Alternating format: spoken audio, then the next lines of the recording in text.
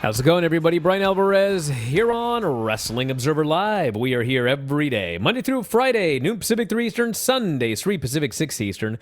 Well, it is Friday here on this show. It's been a long week, friends. But it is Friday here on the show, and we got a lot to talk about here today. Thankfully, we don't got to talk a lot about the Raw show, Elimination Chamber, Montreal, because, in fact, we got another thing everybody can get angry about today, and that is the Observer Awards are out.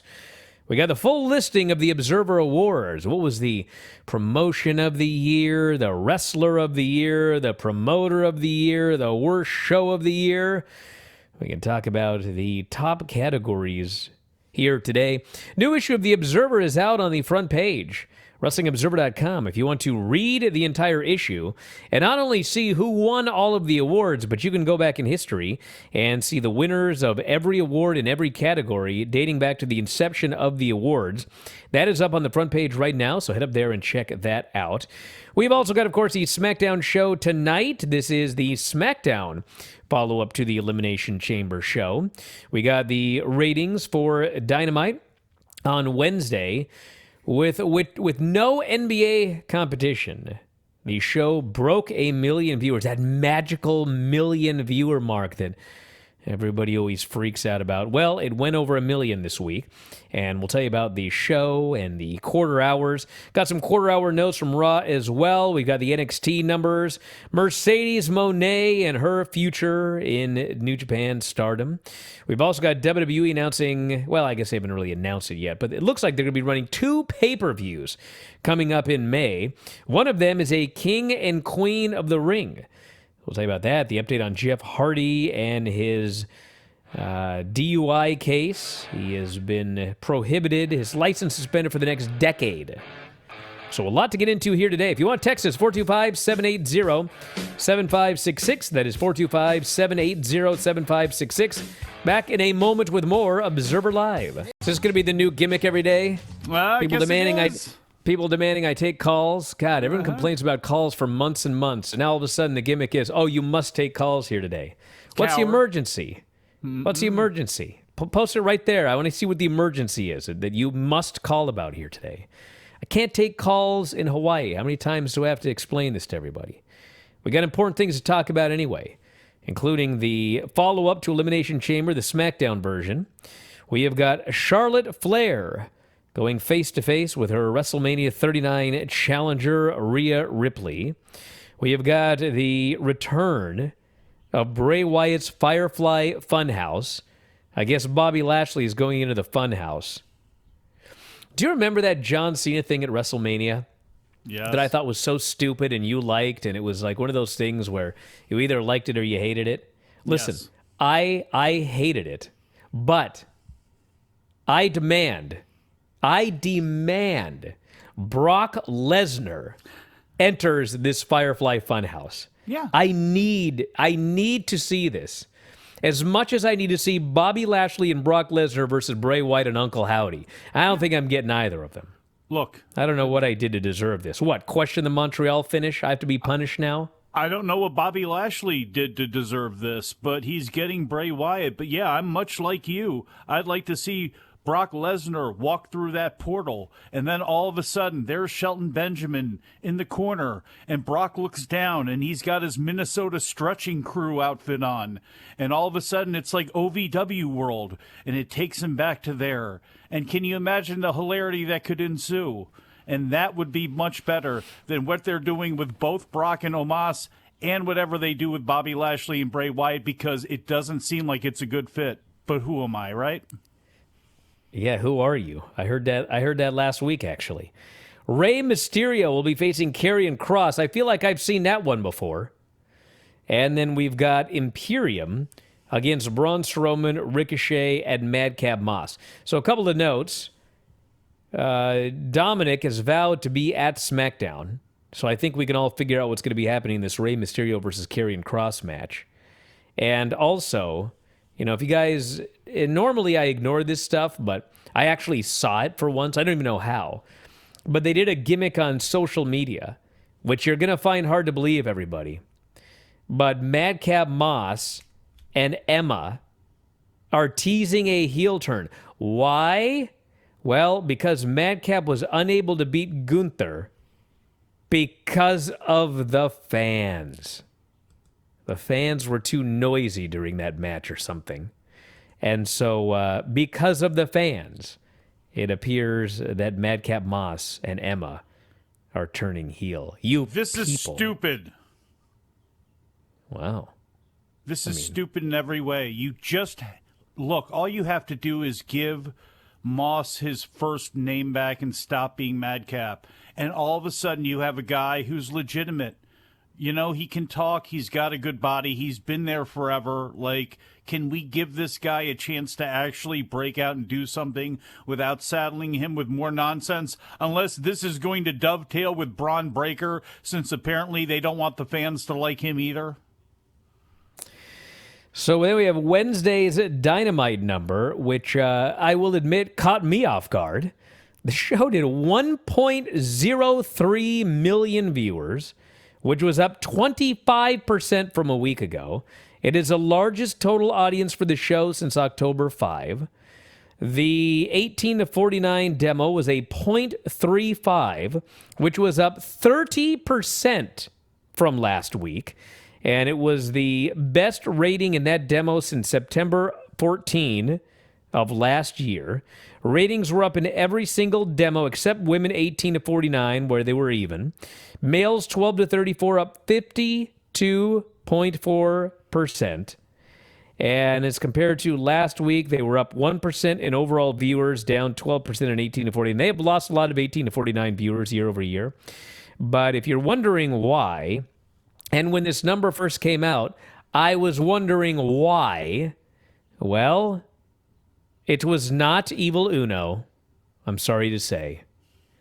And it was not Tony Khan's big announcement, I am sorry to say. And it was not the Battle Royal, I'm sorry to say. What it was the lack of NBA competition for the first time in a long time. And if you look at the quarters, the show just opened well. It opened over 1 million, and it largely stayed over 1 million until, coincidentally, that Battle Royal. And they started losing viewers during the Battle Royal. They bottomed out in the typical death spot. They went up a little bit for the Moxley-Evil Uno match. And that's the story. I mean, people just tuned in larger numbers at the beginning, and they watched 75 minutes of the show, and then they had largely, I guess, had enough, and they started losing viewers at that point. And it's actually kind of, when you look at the Raw number for Monday, Raw averaged 2 million. And what happened was they had a very strong first hour, and the viewers stayed strong through the second hour, and then they fell off a cliff in that third hour. And, you know, we've mentioned a million times, the show's too long. I mean, people tuned in. They wanted to see what happened after the Elimination Chamber, and they liked what they saw. But after about 2 hours, it's like, we've seen 2 hours. Main event was Edge versus Austin Theory. I know if you don't like Edge, you're going to place the blame all on Edge. And I don't think that you can blame Edge for this. And I really don't even think you can blame Austin Theory. What you can say is, people saw that the main event was Austin Theory versus Edge for the U.S. title. They did not believe that Edge was going to win the title, and he didn't. And they decided, I've seen my 2 hours, I'm going to go do something else. But for those of you tracking, and it's way too early, the opening half hour where they had Sami Zayn all over the show, that was the highest rated thing on the show. The show went down a little bit afterwards, and then it did go up again for Cody, and then it dipped again. So, you know, Sami and Cody are the two biggest movers. And if you have to, you know, break it down, Sami did do better than Cody on this show. Barely. It was largely even, but Sami did do better in the... but, of course, it was the opening of the show. People tuned in after the pay-per-view. They want to find out what happened. So that's the Raw story. And the only other number quickly is NXT, 589,000. Second highest audience since January 24. I guess that's in the last 4 weeks. 16th on the cable charts, .14 at 18 to 49. And it was a fine show. But Raw was number 1, 2, and 3 on cable. And Dynamite was number 1 on cable. So wrestling is doing very well right now if you are one of the 2 big shows on cable, Raw and Dynamite. And I'm sure SmackDown tonight is probably going to do another 2.3 million viewers. So those are your numbers. You're not impressed by the 23,000 people who came back for the overrun of NXT to see Jinder, obviously? The big boost to that show at the end?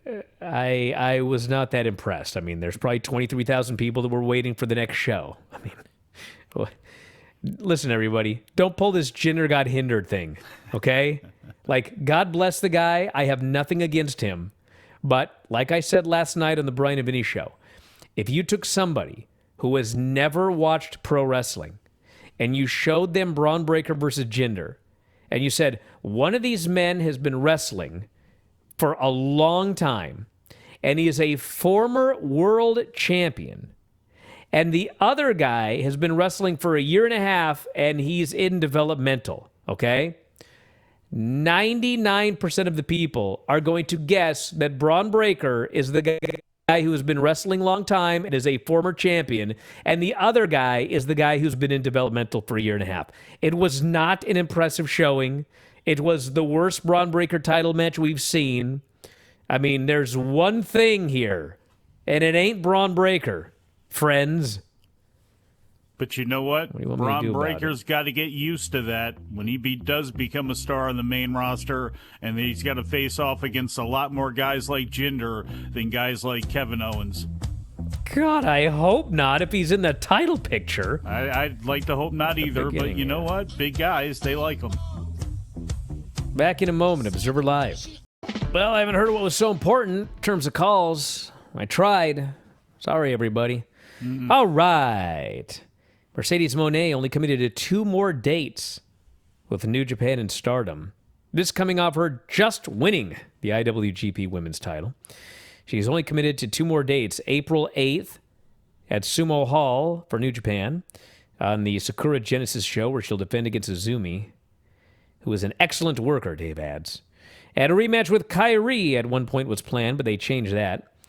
And then the other one is April 23rd, Yokohama Arena, Mayu Iwatani, probably a title match, it says here, I guess unless she loses to Azumi. Part of a double main event, which will likely be a World of Stardom championship match with Julia against Tam Nakano. So I guess we'll see what happens after that. I mean, she either signs or she's got to drop that title, right? We're not going to do this again, are we? We're going to do this again?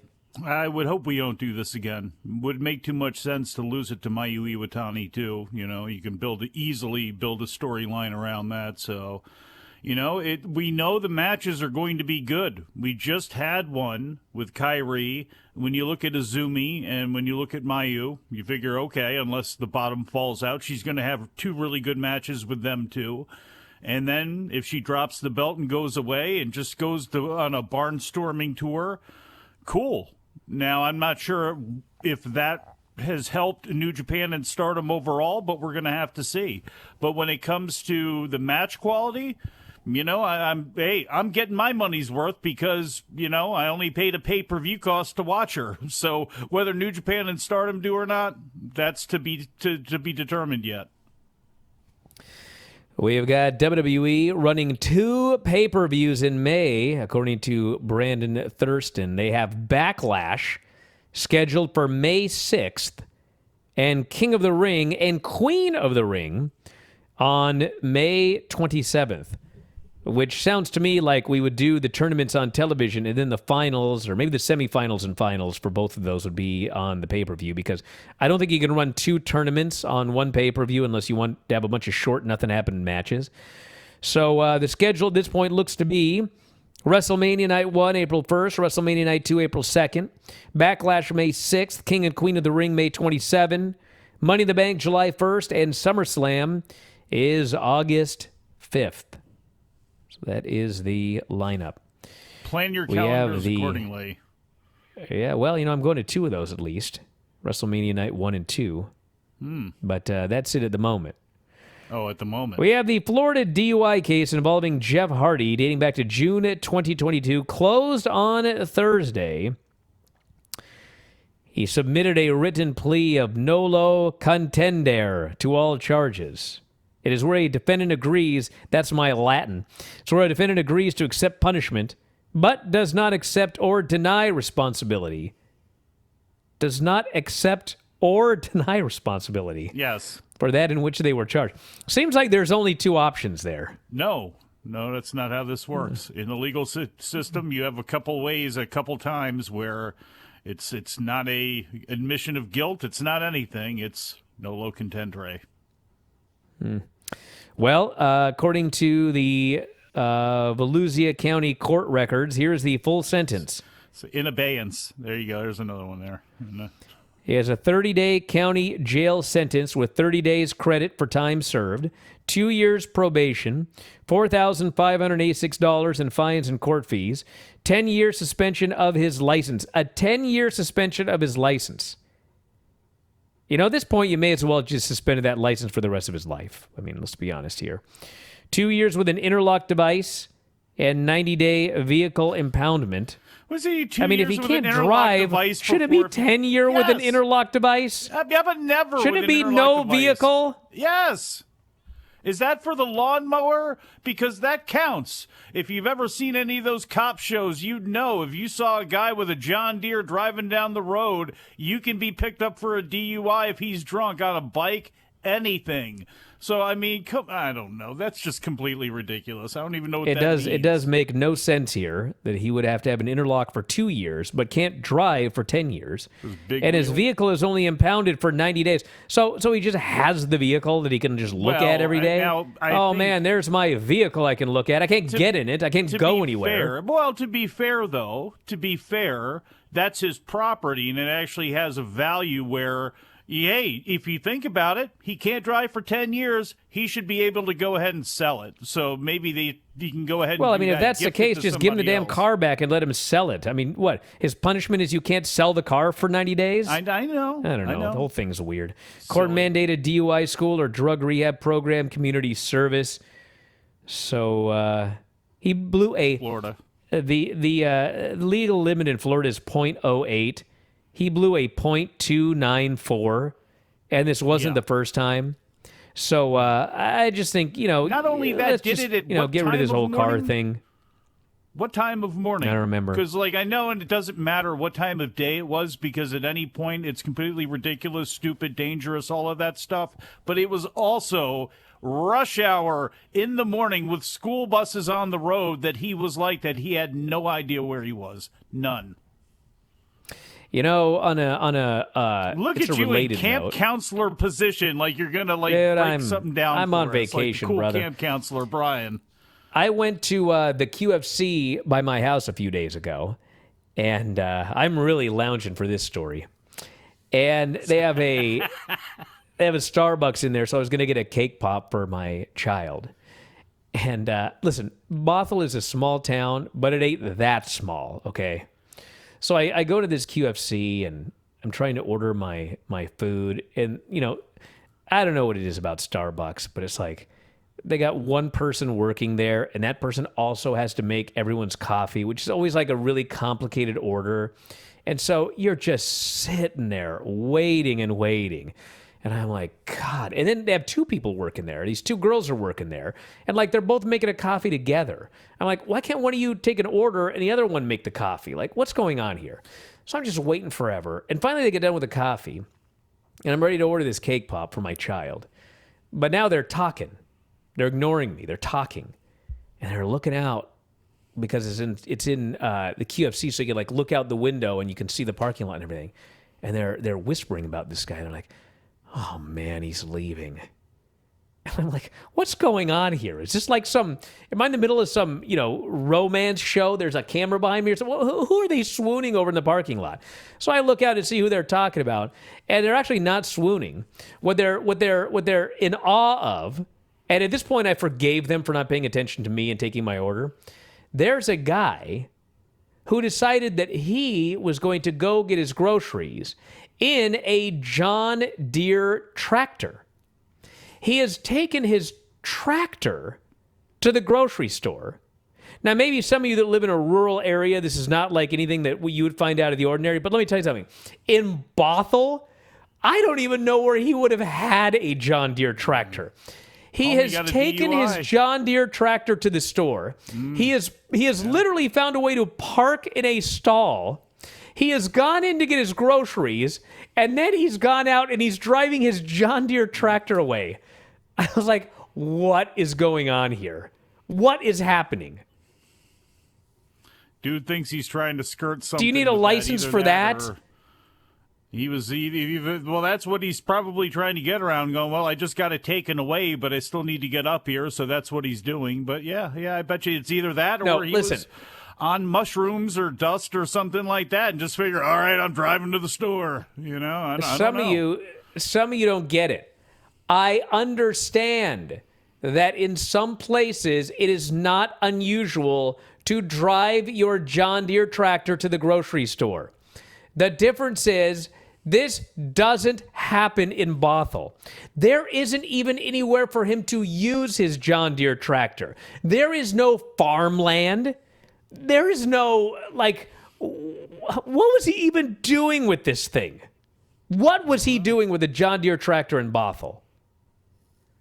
Golly. I think the craziest part of the whole story, though, was when, everybody just finally stopped looking slack-jawed out the window at that guy and turned around, and there was the boss of the entire place, Kiana James, telling everyone to get back to work and stop gawking. Dude, I wish Kiana James would be there telling people to get back to work.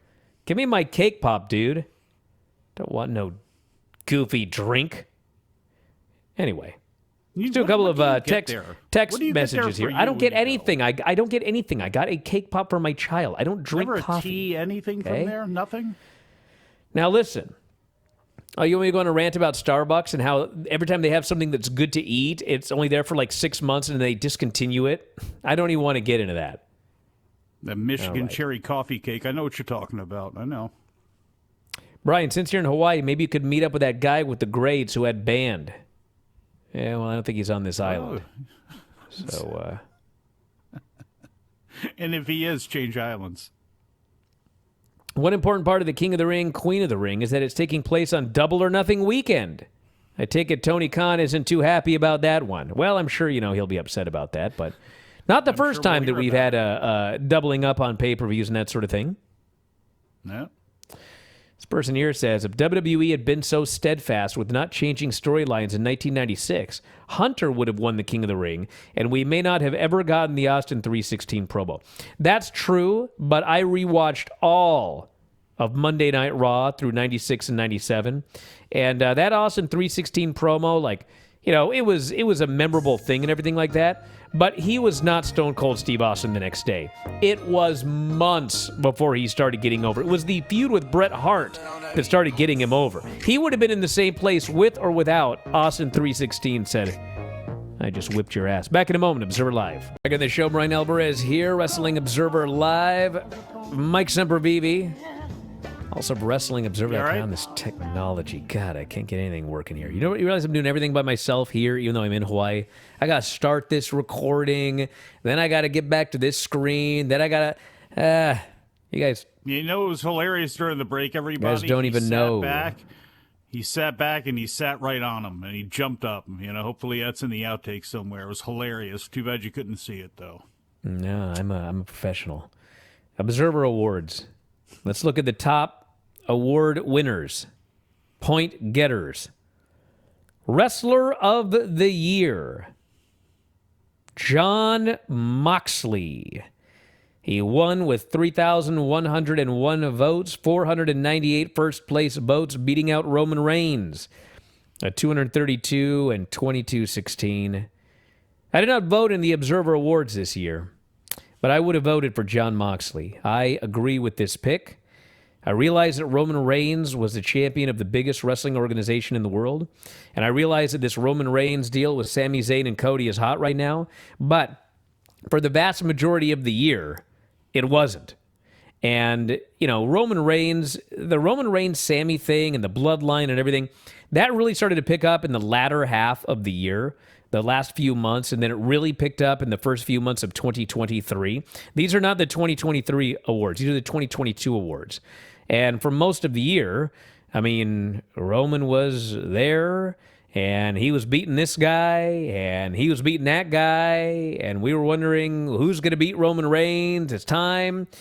So Jon Moxley, on the other hand, he had a great reign through the first half of the year. Then he dropped the title to Punk, and then everything went to hell. Punk got injured. We had the brawl, everything like that. And so they needed somebody, and they chose him. And instead of getting the Summer of Punk, we got the Summer of Moxley, which was awesome. And, this guy was the heart of AEW for the majority of 2022. Dude never got his vacation that he was promised. He had to come back and save the show. And, I don't know. I think most people would argue that the show has never quite returned to the level that it was when he was the champion. So Moxley gets my vote as the wrestler of the year.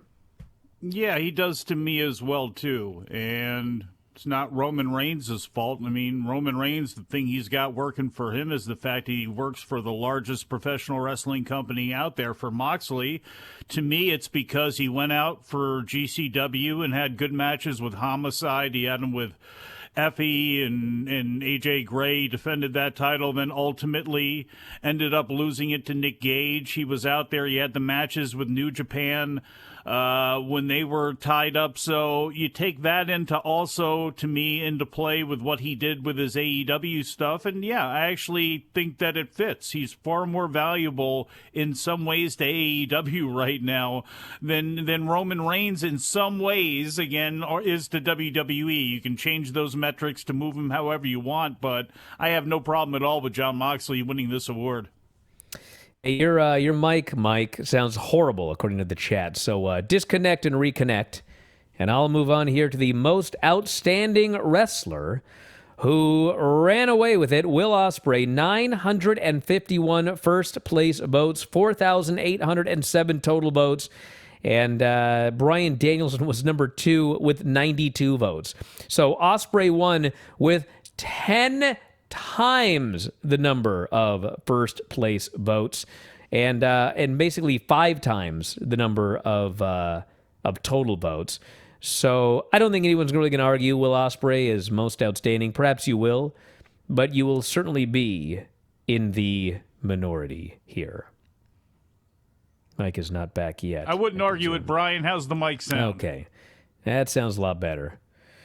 Well, in another one, I don't think anyone's going to argue. Tag Team of the Year, FTR, 782 first place votes, which was not quite 20 times the first place votes, which were the Briscoes, but 3,859 first place total votes, 782 first place, beating out the Briscoes, Young Bucks, Usos, the Acclaimed, Aussie Open, and others. I could not argue FTR as the obvious choice for Tag Team of the Year.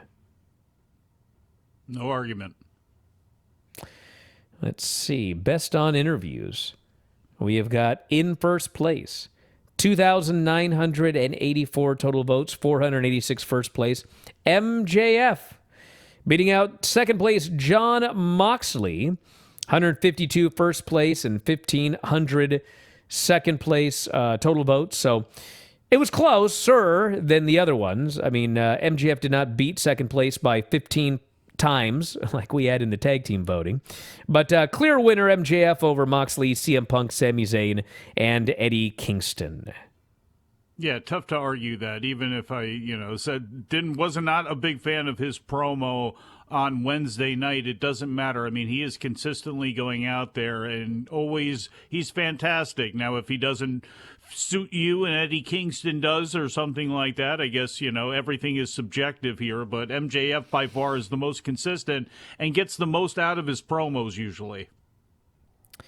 And then we had the Promotion of the Year. Now, Promotion of the Year was won by AEW with 480 first place votes, 3,270 second place votes. That does not surprise me. However, a very close number 2. Stardom was number 2 with 273 total votes. So AEW did not even double second place. 2,232 total votes, which was within 1,000. And then WWE with 1,800 votes. New Japan with 1,799. And UFC in 5th place. So an excellent, excellent showing for Stardom, coming in second only to AEW and beating WWE. Although, one of the things I got to say about this voting is that, in the old days, the cutoff was like December, and the Observer Awards would come out in early January. Now the Observer Awards are coming out at the end of February, which is like smack dab in the middle of, WrestleMania season. And, WWE, if you look through these, a lot of people are really upset about the placement of WWE in these votes. Like, WWE was 3rd for promotion of the year. And, they, in a lot of the worst like show and stuff like that, they got a lot of votes. Here's the thing, everybody. We're looking at WWE right now when it is really hot. That's 2023, okay? WWE was not super hot for most of 2022. For most of 2022, through like August, it was still being booked by Vince. The shows were still horrible, much worse than they are now. There was no Bloodline, Sami Zayn, the return of Cody. All of that is going to go into the voting for the year 2023. Stardom, listen, I didn't watch every Stardom show, but I watched, a lot of the top matches.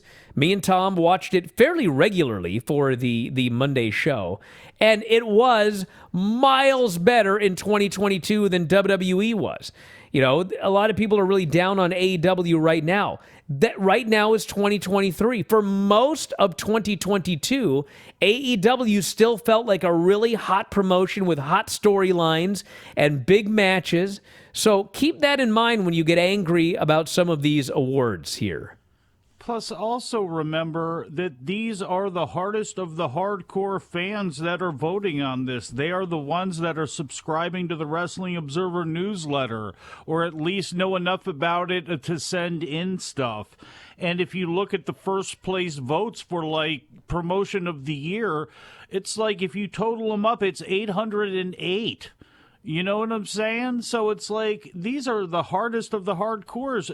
Stardom finishing that high is going to piss people off because they finished that high, but it's also going to piss people off because people think it finished too low. Because it is easy to argue, if you're a consistent watcher of the product, that Stardom was the promotion of the year, but people also have to remember this is also not reflective upon everybody. It's just about 800 to 1,000 people who have their opinions on what they liked from last year. Well, I mean, it's way more than that. Lists. I mean, first place vote for best weekly TV show is 4,000. You're looking at probably about 6,000 people who voted in these There awards. you go. Whatever it is, again, however many people are here, it's still a small, when you look at it, it's a small percentage. And for people to bend themselves into pretzels and being upset over this is just crazy to me, but that's sometimes what people do. Well, what can you do, boss? What can you do? What upsets me, if I got to complain about an award, is best weekly television show. NXT was below Raw. I mean, come on, get out of here. Well, 2.0. Listen, NXT certainly should not have won. I mean, it absolutely should not have won or even been close. 2.0. NXT was better than Raw. Raw under Vince was an atrocious show. I hated watching it. I dreaded watching it. It was the worst thing that I watched every single week, and NXT was undoubtedly a better show than Raw in 2022. It was not 3 hours, so it always has that going for it. And by the way, NXT got 15 first-place votes for best show. Uh-huh. Yeah, because but the best show was Dynamite. 4,000 total votes, 753 first place votes. Smackdown, second place, 104 first place votes and 1,800 total votes. So, Dynamite won by a very, very sizable margin. And I do believe that in 2022 overall, the best show of the year was AEW Dynamite. I think that a lot of people would not say that right now, but certainly throughout the majority of 2022, I think that's a fair winner. We had best match of the year. Okada and Ospreay in the G1, 2,000 votes. FTR and the Briscoes. This was the Arlington, Texas match, 1,800. They also got the fourth place for the Garland, Texas match, and that's it. They did not place for the other match. But, those were in the third match, Okada and Ospreay at the Tokyo Dome show. So, a lot of great matches over the year. I tell you what, a couple more first-place votes for one of those Briscoes matches as opposed to the other, and that may have put him over the top when it came to total votes and everything, total points and all that They stuff. were 12 first-place votes away from beating Okada and Ospreay. Yeah, they got 244 for the match in Arlington in December. The match WrestleMania weekend in Garland, Texas had 98 first-place votes, so 2 of the 4 finished in the top 4. Then we had all of the local MVPs. U.S. and Canada, John Moxley ran away with it. Japan, Okada, who beat Ospreay by 80 votes, around 80 votes, 495 to 422. Mexico MVP, El Hijo del Vikingo. Europe MVP was Will Ospreay, which I guess... I would think people I guess people in Europe voted. And then we'll do a couple more after the break. Observer Live. Okay, for the final segment of the show, Bryan Alvarez here, Wrestling Observer Live. Mike Sempervive, also of WrestlingObserver.com. A couple final categories here. Best box office draw, which to this day, I still don't know why this is a category you vote on. Roman Reigns won. Well, was he or not? What are we voting for? I don't get it. I know. Feud of the year, FTR versus the Briscoes. Edged out CM Punk and MJF by less than 20 votes. So very, very close there. Nothing else came close. Most improved, which honestly I had not thought about. But if you look at what people thought when they got the tag team title match at All Out, and then like how people viewed them the rest of the year, the Acclaimed. I mean... night and day from what people thought about them before and after they won those titles. So I don't have a problem with that at all. Though, look at those Stardom people out there pushing. Well, she got close. She was within 5 votes. And she improved dramatically. She did indeed. MJF, most charismatic, beating out Sami Zayn by almost double, maybe double. Yeah. Do I look like a mathematician? Bryan Danielson, Roman. He somehow won his own award. What? Again? Even Stokely Hathaway called shenanigans on that one. Maybe Stokely thought he should have won that award. I don't know. And then the Best Brawler Award, John Moxley won that award. Ran away with it. Yeah, even though he'd probably be upset he didn't get any votes for Best Technical Wrestler. Best Flying Wrestler, El Hijo del Vikingo. Most Overrated, Ronda Rousey. Most Underrated, Takeshita. And your Rookie of the Year, your future WrestleMania main eventer is Braun Breaker, everybody. And anyway, we're out of time here today, but tonight, Dave and Garrett, I believe we're going to be talking a lot about the awards. We'll be talking about them more over the next week or so on Wrestling Observer Radio. And subscribe to WrestlingObserver.com. You can read the entire awards issue with tons of commentary on the winners and the history of the awards as well. It's a really fun read, WrestlingObserver.com. And we are out of here from lovely Maui, Hawaii. We'll talk to you after a while.